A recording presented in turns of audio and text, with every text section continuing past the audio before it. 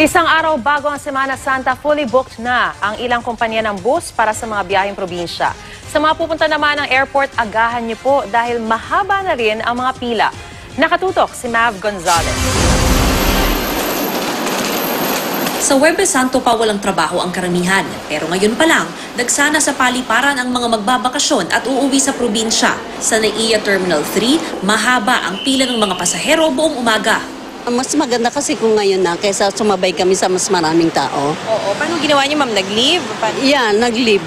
Ang pamilyang ito na mula Australia, nagulat sa haba ng pila sa airport ng Pilipinas. It's a bit too busy, a bit too crazy and unorganized. Okay. Yeah, but it's our first day here, to be honest. Gayunman, excited pa rin daw sila sa kanilang bakasyon sa Palawan. I didn't. I Googled it. I researched it on the internet. Okay. And I just got some information that way. Yeah, and it looked beautiful.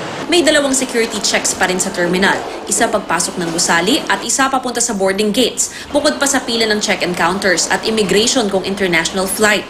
Yung flight namin is mamayang 11 o'clock pa. So, mga 4 hours. Sa Araneta Center Bus Terminal sa Quezon City, normal pa ang dating ng mga pasahero. Nakabantay sa seguridad ang PNP. Ang LTFRB, inisa-isa ang mga bus para tiyaking nasa maayos na kondisyon, maging ang mga bus driver bago sila bumiyahe. Sa ngayon may bakanteng slots pa sa mga bus, pero talagang limitado na lang ito hanggang sa Miyerkules Santo. Mas komportable naman ang sitwasyon ng mga pasahero sa Araneta Center Bus Port dahil air-conditioned ito. Halos ganito rin ang sitwasyon sa ilan pang terminal ng bus na panorte gaya sa Maynila. Sa isang terminal, fully booked na raw lahat ng biyahe para sa buong linggo para sa mga biyaheng Patugigaraw.